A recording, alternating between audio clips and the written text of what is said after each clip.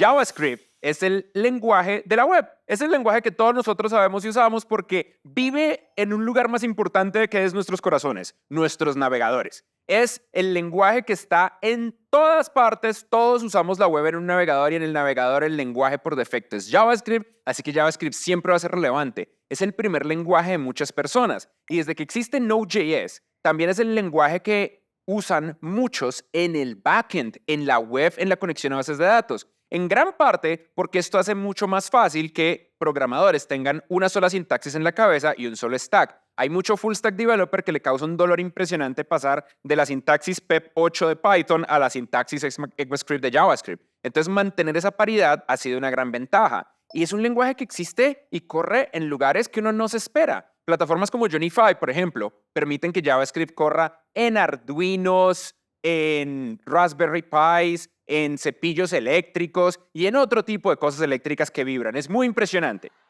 Por último, JavaScript también es un lenguaje que han usado para cosas extrañas. Yo no sé si ustedes recordarán este atentado contra la cultura humana conocido como PhoneGap, que era básicamente una forma de amarrar JavaScript con cinta alrededor de un wrapper y meterlo en una aplicación móvil en la época en la que arrancaban los smartphones y en la que solamente se podía programar en iPhone con Objective-C y en Android con Java. De ahí salieron otros pecados terribles. PhoneGap eventualmente se vuelve Apache Córdoba. Luego existe otro competidor de Microsoft llamado Xamarin, que definitivamente fue una mala idea. Flutter, del cual no voy a decir cosas buenas ni malas porque Flutter resulta que la gente realmente lo ama. Y si yo llego a decir algo raro de Flutter, cosas malas van a pasar. Ionic, que es el Flutter de Angular, y React Native, que es el React Native de React, o en resumen, la forma de hacer aplicaciones móviles. Y muchas aplicaciones móviles, de hecho, tienen sentido parcial o totalmente en 100% JavaScript, porque al compilador de JavaScript, el Just-in-Time Compiler, el sistema, el runtime que hace que JavaScript corra,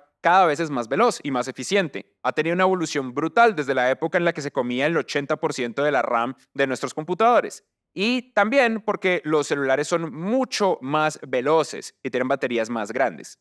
JavaScript es uno de nuestros lenguajes más populares a nivel de estudio en Platzi. Nosotros tenemos esta ruta de Full Stack Developer con JavaScript, que es de las más populares, y tenemos históricamente la escuela de JavaScript, que es una escuela que todo el mundo toma.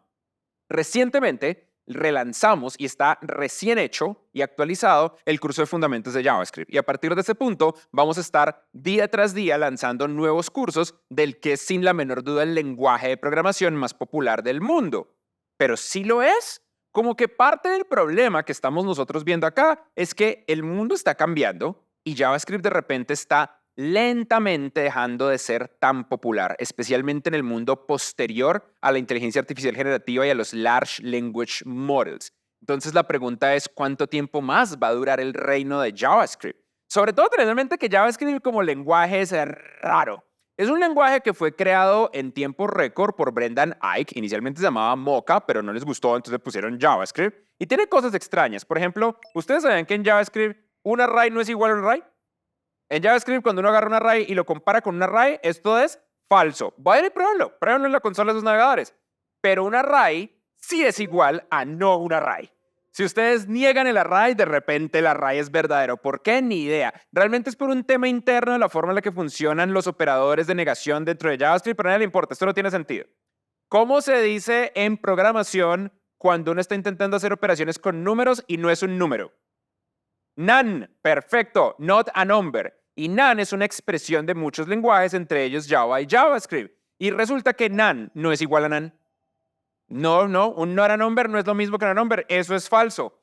O mi favorito de todos, imaginen que yo tengo un array 1,2,3 y tengo otro array 4,5,6 y los sumo. ¿Qué creen que da? Debería dar 1, 2, 3, 4, 5, 6, ¿verdad? No, da 1, 2, 3, 4, 5, 6. Porque resulta que al final de la concatenación, los últimos dos elementos los toma como string. ¿Por qué? Porque se le da la gana. Es JavaScript. No tiene que seguir reglas, está en todos los navegadores, no tiene nada que demostrarle a nadie.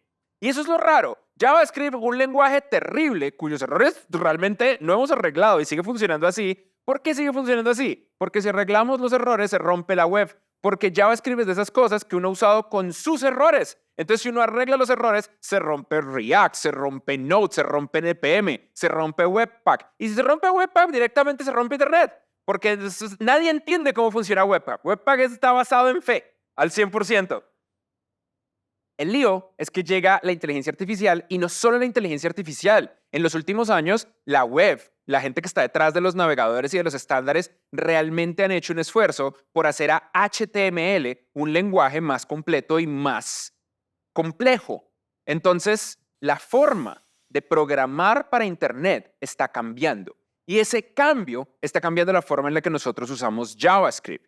Una de las aplicaciones web más complejas que existen en JavaScript, porque existe antes de React, antes de Angular, antes de todo, cuando la gente realmente hacía programación y lo hacía todo con una vaina llamada Ajax, Asynchronous JavaScript and XML, es Google Spreadsheets y Google Docs. Son aplicaciones muy complejas que replican por completo el funcionamiento de un software de ofimática. Nuestro equipo financiero usa sobre todo Google Spreadsheets. Y muchas empresas funcionan con Google Spreadsheets en vez de Excel. Y esta era la aplicación web más compleja en JavaScript, pero ya no. Este año, Google anunció que Google Sheets, todo el worker de cálculo, un worker es como un hilo de procesamiento paralelo con una función independiente que corre paralelo al resto de las funciones seriales de JavaScript. El worker de cálculo de los cálculos matemáticos para calcular todas las operaciones que ocurren dentro de la hoja de cálculo de Google Spreadsheets ya no está hecho en JavaScript, porque desde hace unos pocos años los navegadores tienen por dentro la capacidad de correr cualquier lenguaje, porque ahora corren a lo que se llama WebAssembly, el lenguaje de ensamblador, el lenguaje de los microprocesadores en los que funcionan nuestras computadoras basado en la web. Implementar eso de una manera en la que fuera segura y no abriera la posibilidad de hackear nuestros computadores es un logro de la ingeniería de software. Y también hace todo mucho más veloz, lo que significa que, por un lado, Google mismo está liderando el ya no necesitar JavaScript en el navegador. Y por otro lado, HTML está cambiando. Este artículo que me parece muy chistoso de diciembre del año pasado cuenta: tú no necesitas JavaScript para eso. Y antes de que se alarmen, observen que arriba las puntas de la estrella son div, role, table, span, del infierno de HTML, donde habla de cómo HTML ha evolucionado al punto de que muchos de los componentes que nosotros antes hacíamos en JavaScript con librerías de componentes, ahora son simplemente etiquetas. Por ejemplo, el autocompletado, la caja de texto donde uno escribe y van saliendo opciones que se autocompletan, eso existe hoy en día. Es este input, pues es el input de toda la vida, pero con una opción adicional con el mismo ID del list que se llama data list. Y un data list permite crear un componente que se comporta de esta manera. Al desplegarme a todas las opciones, y si escribo una de las letras, me autocompleta directamente las opciones que necesito. Y aquí, ¿cuánto JavaScript estoy escribiendo? 0 JavaScript. O, por ejemplo, la etiqueta input type color, que me permite generar un diálogo como el diálogo del sistema operativo, aunque realmente no es el diálogo del sistema operativo, es el diálogo del navegador. Si lo abren en Firefox se va a ver distinto como si lo abren en Safari o si lo abren en Chrome, pero es un diálogo nativo que me permite elegir un color. Antes, sin la menor duda, estaríamos usando una versión propia, y estoy seguro que si ustedes abren Figma en la versión web, no les va a abrir el input type color, sino les va a abrir un componente de JavaScript de selección de color. Entonces, por un lado, cada vez necesitamos menos JavaScript porque HTML se está haciendo más poderoso. Y luego, por otro lado, desde una perspectiva netamente del mercado, hay menos búsquedas por la palabra JavaScript. Cuando uno va a Google Trends, en los últimos más o menos 14 años, ha habido una caída importante en las búsquedas de la palabra JavaScript. De hecho, cuando lo vemos solamente en los últimos 3 años, uno ve esa caída que está lentamente bajando. ¿Qué pasa? Pues pasa en gran medida que la composición de los equipos mundiales ha cambiado y también el interés por ciertas nuevas tecnologías ha cambiado. La inteligencia artificial disparó a Python, pero Python ya venía disparado debido a Pandas, a NumPy, a Scikit-learn, a toda la forma de hacer ciencias de datos, machine learning y ahora inteligencia artificial. TensorFlow tenía una librería de JavaScript muy grande, pero la gran mayoría de proyectos que yo he visto de Tensor son proyectos de Python al final del día. Jupyter Notebooks es un esfuerzo casi que totalmente coordinado alrededor de Python, y cuando ustedes crean código y necesitan hacer data analysis, ese data analysis es principalmente hecho a través de ChatGPT o de Claude con Python, y es código de Python el que está haciendo el análisis de ciencias de datos. Si le agregamos Java a esta historia, vemos una historia mucho más interesante. Vemos una historia desde enero del 2010 hasta el día de hoy, en la cual los lenguajes ECMA, los lenguajes del estándar similar a la sintaxis de C y C++, eran absolutos reyes del mundo y dominaban por completo. Y de repente estos lenguajes más derivados de funciones, estos lenguajes con otro tipo de sintaxis, lenguajes relativamente más sencillos de leer, empiezan a dominar. Python siendo el ejemplo más fuerte de ellos, pero por supuesto que hemos visto un crecimiento muy grande de muchos otros lenguajes, como Go. No sé si colocar a Rust en esa lista, porque Rust en cierto modo mantiene todavía el nivel verboso de sintaxis, etc. Y hay una cosa más, sin embargo. Todo esto es verdad. Todo lo que les estoy diciendo son simplemente hechos, pero por otro lado, ustedes realmente no van a hacer esto en sus proyectos, ¿verdad? Ustedes realmente no van a colocar el input data list y el input color. ¿Por qué? Porque va a ser diferente en cada navegador y eso no le va a gustar al cliente, eso no le va a gustar a los stakeholders, eso no va a ser el estándar. Porque este componente que les estoy mostrando acá, se comporta diferente en Mac, en Windows y en Linux. Se comporta diferente en Android y en iOS. Se comporta diferente entre Safari y Firefox. No hay un UI estándar. Y a pesar de que el cuerpo de estándares de la web sigue siendo su mejor esfuerzo, esto pasa igualito que pasó con la web semántica. Es una idea, pero en la práctica lo que nosotros hacemos y lo que hace la diferencia no es eso. Lo que crea el engagement y lo que hace que más usuarios tengan nuestras aplicaciones no es eso. Y es lo que nos da JavaScript. JavaScript nos da una forma consistente en un lenguaje rarísimo de hacer exactamente lo mismo para todas partes y que funcione bien. Dicho eso, hay otro tema y es de dónde nosotros venimos. Pues resulta que la gran mayoría de nosotros acá arrancó con un lenguaje basado en esa sintaxis de corchetes, de paréntesis, de colocar punto y coma al final de las líneas. Para muchos la sintaxis ECMA es un lugar seguro. Es un lugar que primero que nos trae una nostalgia inmensa. Yo me acuerdo cuando ActionScript era así, o Java, o C, o C++, o C Sharp, o todas estas cosas. Y porque al final del día uno siente que las variables y las funciones están como más calientitas, más bonitas, es un lugar más acogedor. Meter todo entre llaves y paréntesis. No esta vaina de Python donde todos son como riscos gigantescos, donde una variable se cae y uno siempre está estresado de que si uno le coloca el tab incorrecto se rompe toda la aplicación. No, no, no, no, no. Eso es para otro tipo de gente. Y luego está el otro componente de JavaScript, que es un componente más de la cultura de nuestra industria. Programar es mantener más que crear. Cuando ustedes hacen JavaScript, muy probablemente lo que realmente están haciendo es llegar a un proyecto rarísimo donde alguien les dice, no, sí, bienvenido a este proyecto, esto lo estamos haciendo con jQuery. Es como, ajá, con jQuery. Cuando uno programa, principalmente uno le toca adaptarse al proyecto al que llega. En ocasiones ustedes llegan a un proyecto donde les toca hacer todo desde cero y eso suena maravilloso, ¿cierto? Hasta que se dan cuenta que les toca hacer todo desde cero. Eso significa que de pronto la empresa no va a sobrevivir, que quién sabe si van a tener sueldo el otro mes.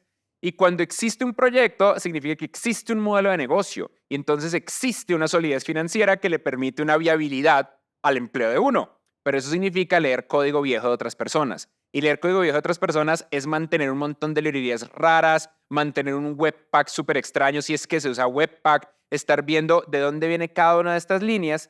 Y pues eso es JavaScript viejo al final del día, que es la forma en la que funciona mucho la web moderna. Afortunadamente, para el código tenemos grandes modelos de lenguaje. Y cuando necesitamos mantener bases de código gigantescas, podemos usar GitHub Copilot, podemos usar ChatGPT, podemos usar Claude de Anthropic, mandarle estas bases de código y rápidamente mantener, arreglar y actualizar códigos gigantescos sin saber nosotros qué es lo que estamos haciendo, pero rogándole al cielo que la inteligencia artificial sí sepa.